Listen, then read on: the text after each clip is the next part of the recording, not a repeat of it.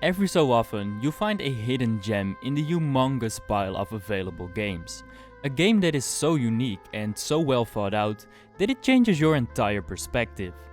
Genesis Noir, an extrastellar love story, fits that description perfectly. I found this game on a windy afternoon on my Steam release radar, and it only took me about 15 minutes of research to conclude that I just had to make a video on this. At this point, we all know how the noir genre works. There are one or more characters caught up in certain circumstances that are beyond their control. These characters are trying to stop whatever is about to unfold, but end up not having the power or resources to make this happen. Genesis Noir is exactly that, but what the developers, Feral Cat Den, have done with this general noir idea is unlike anything I have ever seen before. At first glance, Genesis Noir is a story about losing something and doing everything in your power to avoid it, no matter the cost. You play as a watch peddler called Noir, who's having an affair with jazz singer Miss Mess. Her jealous ex and saxophonist Golden Boy isn't having it, and thus he decides to shoot Miss Mess out of pure spite. But this bullet isn't any bullet, it represents the Big Bang.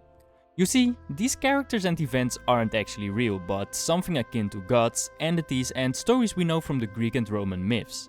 This gunshot is meant to describe the explosion of energy at a single point, just like the Big Bang. This explosion will cause all of creation, but it will kill Miss Mess in the process. You, the character called Noir, represent time. But instead of a god, you look like a badass detective with a fedora and an affinity for jazz music. Noir can see the shot suspended in time before it kills Miss Mess and decides to travel to any possible dimension to collect a number of symbols to create a black hole. This will stop the Big Bang from ever happening.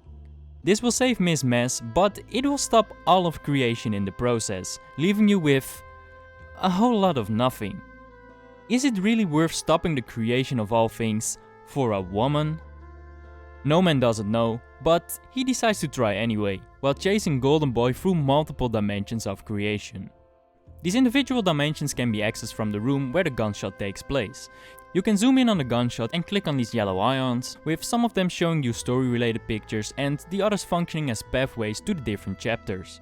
The further you progress, the more ions reveal themselves up until the very Big Bang itself. Now I know this all might sound like a crazy setup for a game, but the gameplay is just as mind-bending. If I had to put Genesis Noir into a category, I'd probably have to call it a point-and-click adventure. Your role is limited to clicks, swipes and rotations of your mouse pointer with occasional freedom of movement in a handful of areas. In many games this will be incredibly boring and repetitive to me, but this game manages to prevent it from ever getting to that point at all. You see, this game isn't just a point-and-click adventure. It more so feels like an interactive movie where your clicks, swipes and rotations move the story along. In Genesis Noir, you're not in control, the developers are. They control what happens, when it happens, and from what point of view it happens. The real experience comes from watching the game explain the creation of the universe across the different chapters that never cease to amaze. You'll experience the creation of the planets and the different kinds of species. You'll see mankind develop from cavemen to what we are today, and even something that I interpret as the search for other life forms, all while flawlessly having the murder plot develop as well. Both in and around the chapters you'll have these encounters with Golden Boy, and the further the story progresses, you'll see more and more of these little interactive flashbacks from when you met and fell in love with Miss Mess. It's really well done. The game essentially shows you the creation of the universe and what you'll destroy by preventing the Big Bang from happening, while simultaneously making you remember what you're doing all of this for. The game makes you feel Noir's struggle of choosing between what's right and what he actually kinda wants, which is really well done. At the end of every chapter you collect these curly thingies in one way or another, which are the components needed to create a black hole. Often you also find these other murder-related items like Golden Boy's saxophone underwater after he drowned, or his cigar after he stubbed it out on your body. Upon doing so, Noir then looks at his pocket watch and holds up his left hand, which contains the same symbol as the ones needed for the black hole. Upon clicking on it, you'll be sent back to the hub room and you're able to look at an updated wall of story-related items and the collected components for the black hole, which is a very subtle but cool way to show your progress. As you can probably tell by now, Genesis Noir's themes and ideas are very ambitious, but they translated these themes into a coherent storyline very well. Most of the time you'll be sitting in your chair watching a series of incredibly cool and trippy looking animated sequences with some occasional puzzles to keep you busy. Like I mentioned earlier, the gameplay is best described as a point and click adventure. However, the developers utilized this particular type of gameplay to its maximum potential. The game is all about clicking on the part of the provided scene in order to manipulate the environment to then make the game progress. Throughout the entire game, they managed to continuously provide new ways to do so. You're tasked with planting the seeds of creation, with each of them having an individual task attached to them as well, such as breaking these branches so the tree can grow in the right order, or rotating your mouse really fast to pass the time. You connect stars to form these constellations, you create the first life forms out of these loose parts that look like a bunch of Lego blocks. The puzzles just continue to feel new and refreshing, despite being so damn simple. Hell, even the parts where you just walk forward or to the side while hovering over some leaves or clicking on objects to read the description are somehow interesting throughout the entire game. In order to maintain a pure aesthetic, Genesis Noir has zero tutorials. The game doesn't care about explaining itself to the player, simply because it doesn't have to. Even though the game barely gives any clues, I never found myself being stuck for more than 2 minutes at the very most. And this only happened a handful of times anyway. Simply clicking on things that look clickable or rotating your mouse whenever it looked like you needed to was more than enough to get me through the entire game.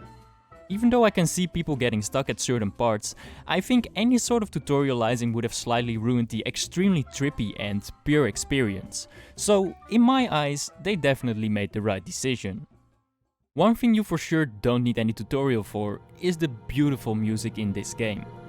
The beautiful, beautiful jazz music.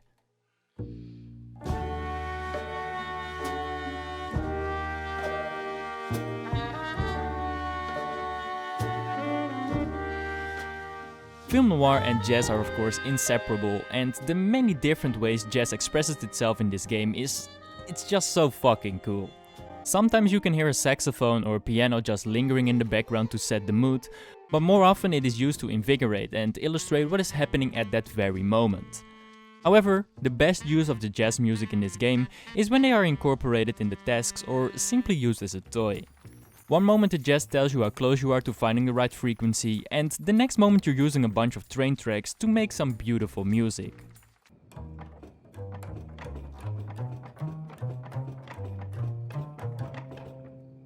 My favorite moment by far though is when you meet this bass player and play some jazz themed Simon Says. God, this was so much fun to do. And after completing the Simon Says part, you just get to mess around to some tunes yourself until you decide it's time to move on to the next part.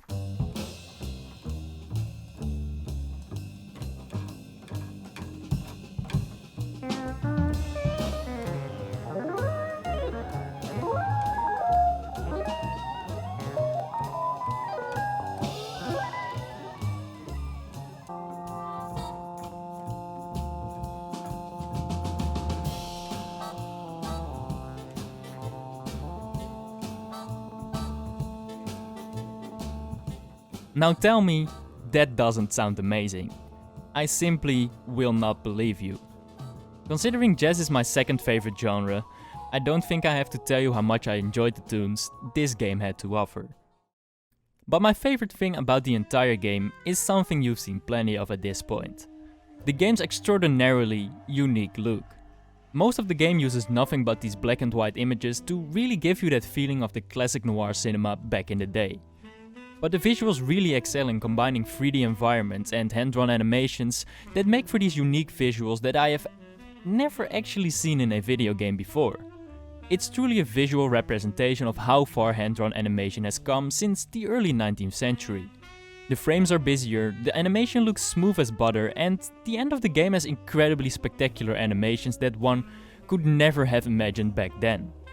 Every animation and texture feels like it's been carefully crafted to create emotional nuance around a certain scene or interaction, and without these absolutely stunning visuals, the themes and ideas of this game would not have been presented as well as they are right now. Now, while this game blew my fucking mind most of the time, I do actually have a problem with the game's ending. In order to voice my complaints, I unfortunately do have to spoil what happens at the very end of the game. If you're interested in playing this game and don't want to have the ending spoiled, There should be a timestamp on the screen right now and down in the description as well that tells you where the spoilers end. Feel free to come back after playing the game yourself so you can hear what I have to say about the ending and, well, probably furiously disagree. Alright, that should be enough time to skip the spoilers for those who are interested in this game. It's time to complain for a bit. So, the start of the end is pretty much what you'd expect. You have collected all of the little symbols needed to create a black hole and you proceed to destroy everything one by throwing these symbols at different planets and such. Upon destroying the very last thing, a sequence of incredibly trippy animations starts and you'll end up alone in the darkness, with a box of matches being your only source of light. You've destroyed all of creation in order to save Miss Mess, but now you're alone, with nothing else left. After burning up all of your matches, you use the very last one to burn all of the items you've collected throughout the game. After which a door appears through which you'll escape and lose your left arm for some reason, and thus you're unable to teleport back. You truly feel how alone No Man is feeling at that point. He's got nothing left. You'll fittingly walk past the word singularity, after which you'll encounter a godlike being that confronts him with how much he misses everything he's destroyed. All of this turns out to be a build-up to the apotheosis of the game. This word, I really can't pronounce this word, but No Man and this godlike being explore the innermost recesses of the cosmos and arrive at this circular mandala, where the game throws all of its central aspects out of the window.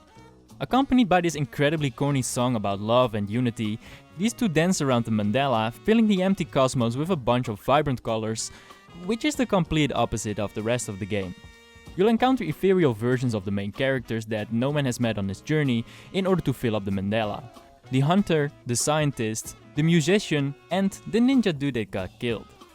While a celebratory scene like this isn't really my type of thing, and the lyrics aren't synced for like half of it,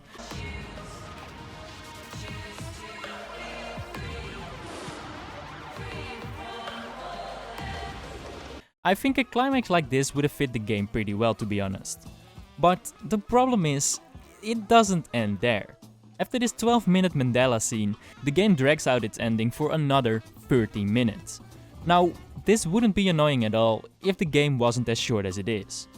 I beat this game in a total of 4 hours, with 1 hour of it being the ending. You cannot justify an ending taking up 25% of the total game time, you just can't. On top of that, half of the ending is just so fucking boring. After the mandala part, you relive everything you've gone through and end up on this bench with the godlike being. You then have 4 doors in front of you, representing the 4 main characters you met along the way. Now here's what you're supposed to do during this part. You click on a door and press forward until you see 3 clickable faces. Upon pressing one of them, you'll have to hold forward again until you're at the end, and repeat for the other 2. This means you do nothing but hold forward for 15 fucking minutes, since you'll have to do this a total of 16 times. I ended up watching a YouTube video while holding W because this was just so fucking boring to me. You do nothing but look at a bunch of static pictures 16 times in a row. Who in God's name thought this was a good idea to end the game with? I don't know. Sure, the game picks up again after that with an emotional ending where you get to pick between being alone or being alone. That makes sense, trust me. But that one part is so damn lame and the ending just drags out for far too long. It truly felt like a disappointment after playing through such a cool game. All in all, I can say that Genesis Noir managed to teach me about a subject that I have always found incredibly interesting, but never really bothered to actually read into. All theories and scientific articles regarding the Big Bang are very long-winded and use a bunch of difficult terms and concepts that just won't stick with me for more than 10 minutes. But disguising a story about the creation of everything as a story about a jealous saxophone player shooting his ex made this scientific wonder feel so much more accessible. Before starting every chapter, they make you read a couple of sentences about interesting Big Bang related concepts like the apotheosis, to then have it come to life in the gameplay itself. It's truly a show and tell type of class that taught me a lot about the origin of the world as we know it. That being said, this game most certainly isn't for everybody. The game is more of a piece of art than an actual game, which you'll either fall in love with from the very beginning, or hate it for all of eternity. You don't really do a whole lot in this game. You have to click on some stuff here and there or rotate your mouse for a bit, but you spend most of your time looking at the stunning visuals and following the game's incredibly well thought out story. In a game like this lack of action really isn't a problem at all. I'm usually the type of guy that likes games that are jam-packed with action and things like upgrade systems or equipment, but this game managed to impress me from the start until the very last cutscene. The slow-paced gameplay really doesn't overstay its welcome either, since it's only a 4-hour game and the game's incredibly creative ideas and visuals had me excited about what was going to happen next at all times. There's no way to predict what you will get to see and do next, and that just kept me on the edge of my seat until the very end. This game is truly unlike anything I have ever played, and I can't recommend this enough. If you're looking for an experimental, trippy game with beautiful visuals and very well thought out ideas and themes, then this is the game to play. This was an experience I'll never forget.